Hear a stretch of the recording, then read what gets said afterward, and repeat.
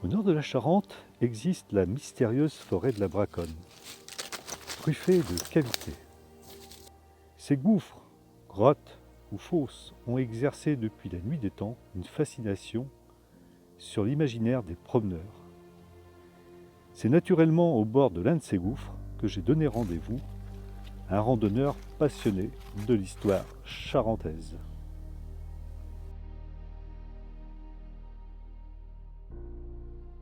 Salut William. Bonjour Bruno. Alors je me présente William. Ah ben ça va, tous mes voeux déjà. Merci, toi aussi. Parce qu'on est au mois de janvier. Oui. Voilà. Surtout de bonne santé. Et... beaucoup de rando. J'espère. Beaucoup de projets ensemble. Beaucoup de projets ensemble, effectivement. On aime faire des projets ensemble, c'est vrai oui, que ça nous associe.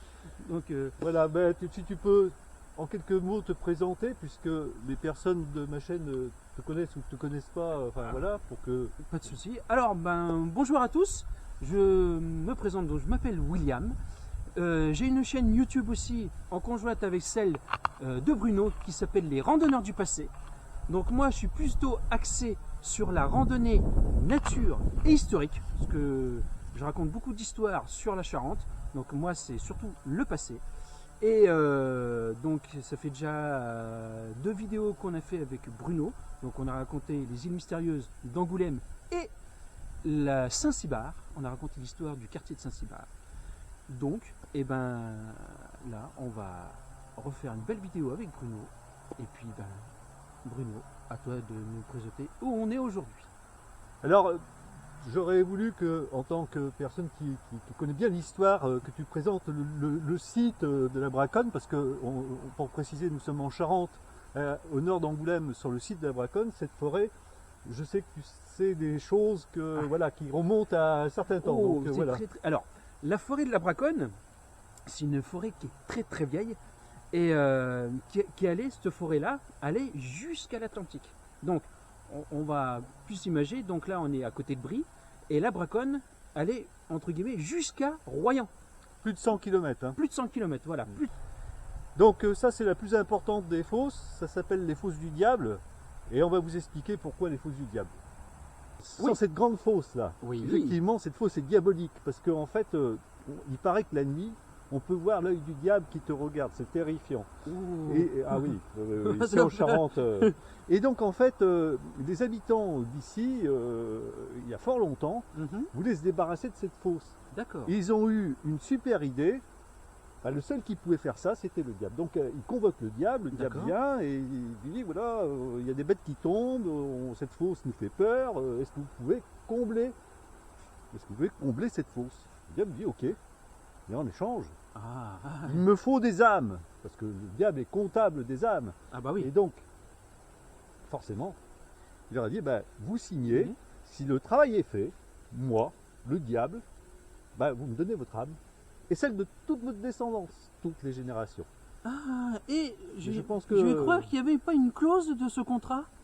Il me semble que cette clause est que le travail doit être accompli avant le lever du jour, donc avant le chant du coq. Ah oui, d'accord. Voilà, je crois que c'est la clause. Parce que quand tu m'as raconté, il y avait une petite. C'est vrai. Voilà, qui m'est à l'esprit.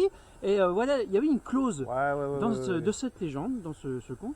Et cette clause, c'était vraiment que le travail doit être fait avant le lever du soleil, donc avant le chant du coq. Avant le chant du coq. Et donc voilà, l'esprit paysan, une contrepartie. Alors on va aller un peu plus loin pour expliquer la suite. Oui, parce que tu m'as dit quelque chose tout à l'heure qui m'intrigue, donc encore une histoire qui daterait du Moyen-Âge, c'est bien ça? Bien sûr, cette époque-là. Je te suis.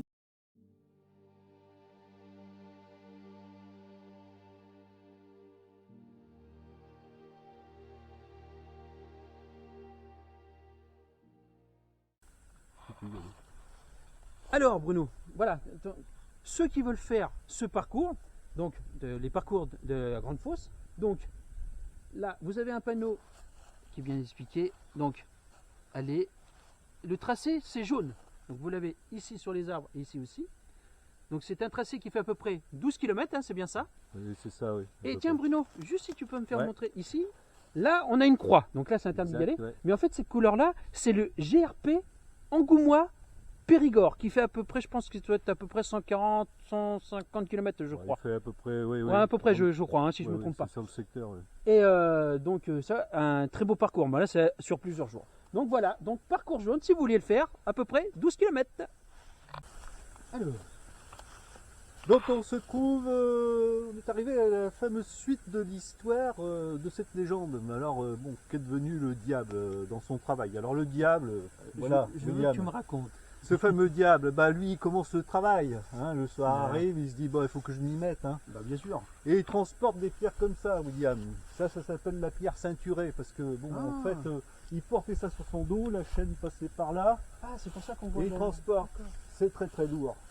Et il se met à combler la fosse. Ce qu'il y a le problème, c'est que le temps manque.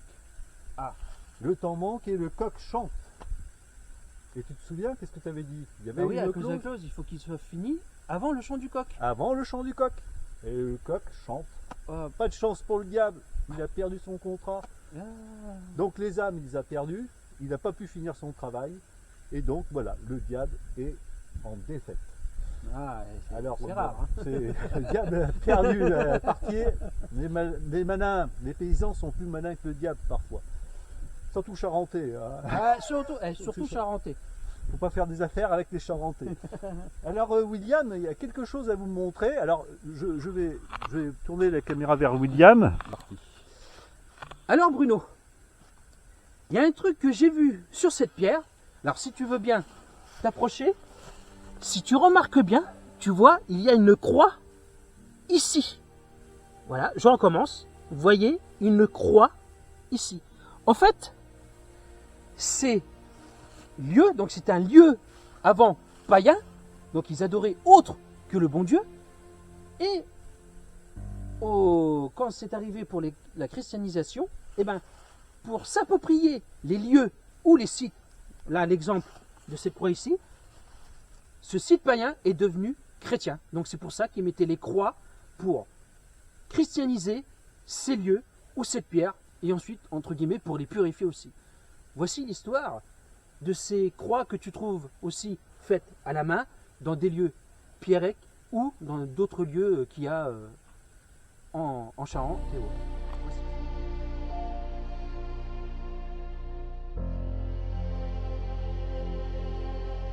Parti.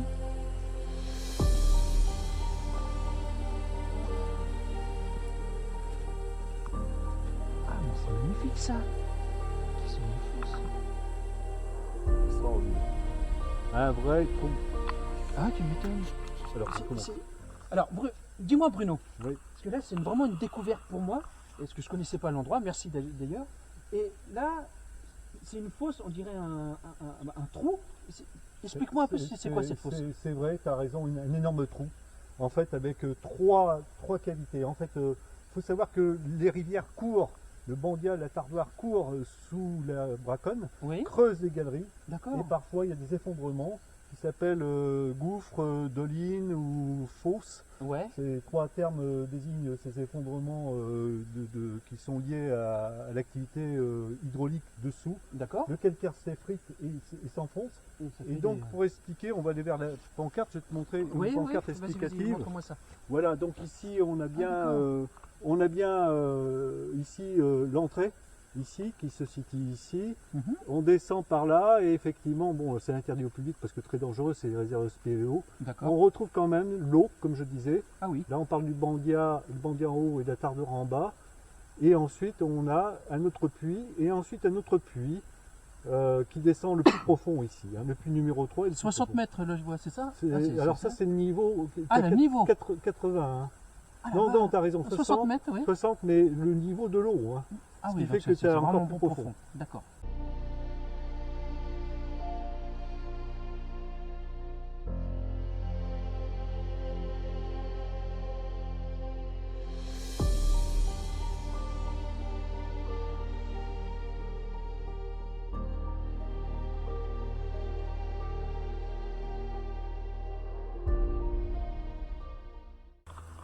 Bien, donc comme vous avez vu, il y a une chasse en cours, hein. Donc chasse à court et chasse en cours. Donc, en plus les deux.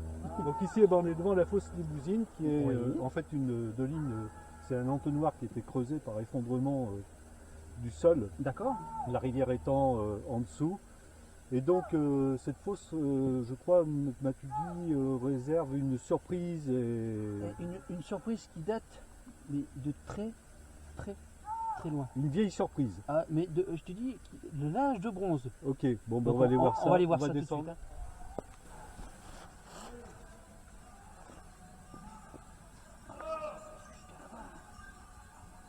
Il faut que je prenne la frontale là, sinon. Viens voir, je te fasse montrer la grotte. Je me casse pas la gueule. Ouais, fais attention. Hein. Ça Regarde, glisse. elle se trouve. Ah. Regarde, tu vois, l'entrée est juste là. Ah, c'est la fameuse grotte. Ouais.